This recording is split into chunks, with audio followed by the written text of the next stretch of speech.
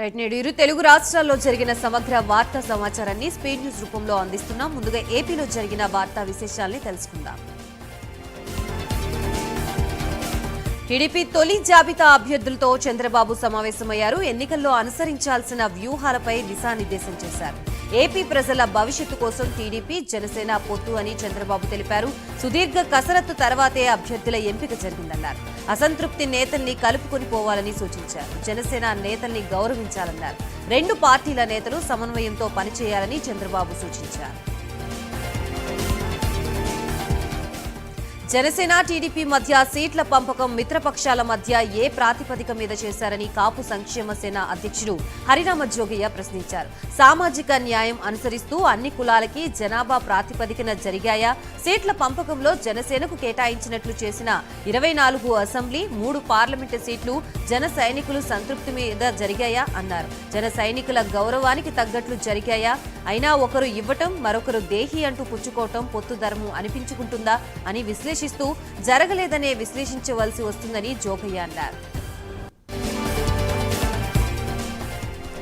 పులివెందుల రాజకీయం ఎస్వి సతీష్ రెడ్డి చుట్టూ తిరుగుతోంది. ఎస్వి సతీష్ రెడ్డితో పులివెందుల నియోజకవర్గం ఇన్ఛార్జి బీటెక్ రవి భేటీ అయ్యారు. టీడీపీలోకి రావాలని ఎస్వి సతీష్ రెడ్డిని ఆహ్వానించారు. తన రాజకీయ భవిష్యత్తుకి ఎస్వి సతీష్ రెడ్డి సహకారమే కారణమని బీటెక్ రవి అన్నారు. సతీష్ రెడ్డి టీడీపీలోకి రావాలని దేవుణ్ణి ప్రార్థిస్తున్నానని తెలిపారు. కార్యకర్తలు నాయకులతో చర్చించి నిర్ణయం తీసుకుంటానన్న సతీష్ రెడ్డి చెప్పినట్లు బీటెక్ రవి తెలిపారు. సామాజిక మాధ్యమాల్లో తనపై కొందరు తప్పుడు ప్రచారం చేస్తున్నారంటూ ఏపీ కాంగ్రెస్ అధ్యక్షురాలు వైఎస్ షర్మిల సైబర్ క్రైమ్ పోలీసులకు ఫిర్యాదు చేశారు. కొన్ని యూట్యూబ్ ఛానళ్లు, ఇతర సోషల్ మీడియా సైట్లలో మహిళల ప్రతిష్టను దిగజార్చేలా పోస్టులు పెడుతున్నారని ఫిర్యాదులో తెలిపారు. మేదనమెట్ల కిరణ్ కుమార్, రమేష్ బులగాకుల, పంచ్ ప్రభాకర్, ఆదిత్య, సత్యకుమార్ దాసరి, సేనాని, వర్ర రవీందర్ రెడ్డి, శ్రీరెడ్డి, మహ్మద్ రెహ్మత్ పాషా వంటి వారిపై చర్యలు తీసుకోవాలని షర్మిల కోరారు. షర్మిల ఇచ్చిన ఈ ఫిర్యాదుపై కేసు నమోదు చేసుకున్న పోలీసులు 2 కేసులు నమోదు చేశారు. ఎన్టీఆర్ జిల్లా మైలవరం మండలం పుల్లూరు గ్రామంలో తెలుగుదేశం పార్టీ నాయకులు మట్టి రవాణాని అడ్డుకోవడంతో ఉద్రిక్తత ఏర్పడింది. జగనన్న కాలనీలకి కాకుండా మట్టిని అక్రమంగా ఇటుక బట్టీలకు తరలిస్తున్నారంటూ వారు ఆరోపించారు. వైసీపీ నేతల కనుసన్నల్లోనే ఈ అక్రమ రవాణా జరుగుతోందని వారన్నారు. సంఘటనా స్థలానికి చేరుకున్న పోలీసుల్ని వారు నిలదీశారు. ఎస్ఐ హరిప్రసాద్ మట్టిని లోడ్ చేసిన టిప్పర్లని అన్లోడ్ చేయించి వాటిని వెనక్కి పంపారు. తిరుమల శ్రీ వెంకటేశ్వర స్వామి ఆలయానికి వాయువ్య దిశలో వెలిసి ఉన్న శ్రీ కుమారధార తీర్థ ముక్కోటి శనివారం ఘనంగా జరిగింది. పెద్ద సంఖ్యలో భక్తులు పాల్గొన్నారు. మాఘమాసంలో పూర్ణిమ నాడు కుమారధార తీర్థ ముక్కోటిని నిర్వహించడం ఆనవాయితీ. ఈ సందర్భంగా భక్తులు కొండ మార్గాల్లో సౌకర్యవంతంగా నడిచేందుకు వీలుగా ఇంజనీరింగ్, అటవీ విభాగాల అధికారులు తగిన ఏర్పాట్లు చేశారు. అన్నప్రసాద విభాగం ఆధ్వర్యంలో పాప వినాశనం డ్యాం వద్ద ఉదయం 6 గంటల నుండి భక్తులకి పొంగలి, ఉప్మా, సాంబారన్నం, పెరుగన్నం, పాలు, తాగునీరు అందించారు. శ్రీవారి సేవకుల సాయంతో భక్తులకి వీటిని అందజేశారు. మార్గ మధ్యంలో తాగునీటిని అందుబాటులో ఉంచారు. తూర్పుగోదావరి జిల్లా అనపర్తి తహసీల్దార్ కార్యాలయంలో డిప్యూటీ తహసీల్దార్ శశిధర్ ఆధ్వర్యంలో గుట్టుచప్పుడు కాకుండా డమ్మీ పట్టాలు తయారు చేస్తున్నారు. భూసేకరణ లేకుండానే 11 గ్రామాలకి సంబంధించి ఫ్లాట్ నెంబర్లు, సర్వే నెంబర్లతో సరిహద్దులతో డమ్మీ పట్టాలు సిద్ధం చేశారు. విషయం తెలుసుకున్న మాజీ ఎమ్మెల్యే రామకృష్ణారెడ్డి నిలదీశారు. స్థల సేకరణ చేయకుండా పట్టాలు ఎలా సిద్ధం చేస్తున్నారని, ఎవరు తయారు చేయమని సూచించారని డీటీని నిలదీశారు. ఏమి చేసుకుంటారో చేసుకోండి అనే శశిధర్ సమాధానం చెప్పారు. అంతేకాకుండా మీడియాపై విరుచుకుపడ్డారు. వెంటనే డిప్యూటీ తహసీల్దార్ ని సస్పెండ్ చేయాలని డిమాండ్ చేశారు. పల్నాడు జిల్లా నరసరావుపేటలో జనసేన కార్యకర్తలు పాదయాత్ర చేపట్టనున్నారు. నరసరావుపేట అసెంబ్లీ సీటుని టీడీపీ జనసేన పొత్తులో భాగంగా నియోజకవర్గ జనసేన పార్టీ ఇన్ఛార్జ్ సయ్యద్ జిలానీకి ఇవ్వాలని డిమాండ్ చేస్తూ పాదయాత్ర చేయనున్నారు. పమిడిపాడు గ్రామం నుంచి కోటప్పకొండ త్రికూటేశ్వర స్వామి ఆలయం వరకు ఈ పాదయాత్ర కొనసాగనుంది. అనంతరం కోటప్పకొండ త్రికూటేశ్వర స్వామి ఆలయంలో జనసేన కార్యకర్తలు ప్రత్యేక పూజలు చేయనున్నారు. కాకినాడ జిల్లా తునిలో యనమల దివ్య పేరు ఖరారు కావడంతో టీడీపీ నేతలు హర్షం వ్యక్తం చేశారు. ఈ సందర్భంగా ఆమెకి శుభాకాంక్షలు చెప్పేందుకు నేతలు క్యూ కట్టారు.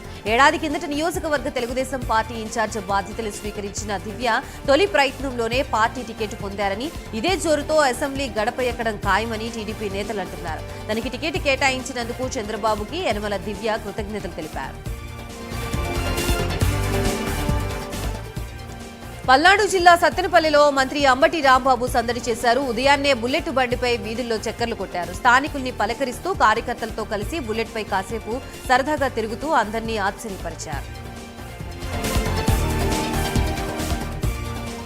కాకినాడ జిల్లా కొవ్వాడలో కాకినాడ రూరల్ ఎమ్మెల్యే అభ్యర్థి పంతం నానాజీ ప్రచారం చేశారు. ముందుగా సర్వమత ప్రార్థనలు చేసి ఇంటింటి ప్రచారానికి శ్రీకారం చుట్టారు. కొవ్వాడ ప్రజలు నానాజీని భారీ పూలదండలతో సన్మానించారు. ఇంటింటికి తిరిగి కరపత్రాలు పంపిణీ చేశారు. కాకినాడ ప్రజలు సుపరిపాలన కావాలని కోరుకుంటున్నారని ఆయన తెలిపారు.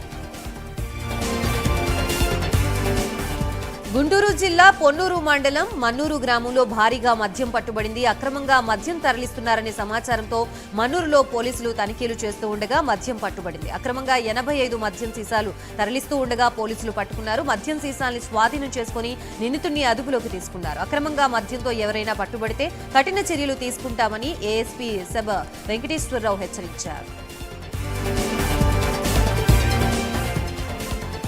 సీఎం జగన్ పై ఆనం వెంకటరమణారెడ్డి ఫైర్ అయ్యారు. జగన్ హయాంలో 99.9% కాంట్రాక్టర్లు వైసీపీ వాళ్లే అని, అయితే వాళ్లకి సైతం బిల్లులు చెల్లించలేదని ఆరోపించారు. జగన్ నిర్ణయంతో కాంట్రాక్టర్లు అవస్థలు పడుతున్నారని మండిపడ్డారు. ముఖ్యమైన 3 రెడ్డి కాంట్రాక్టర్లకే బిల్లులు ఇస్తారా అని ప్రశ్నించారు.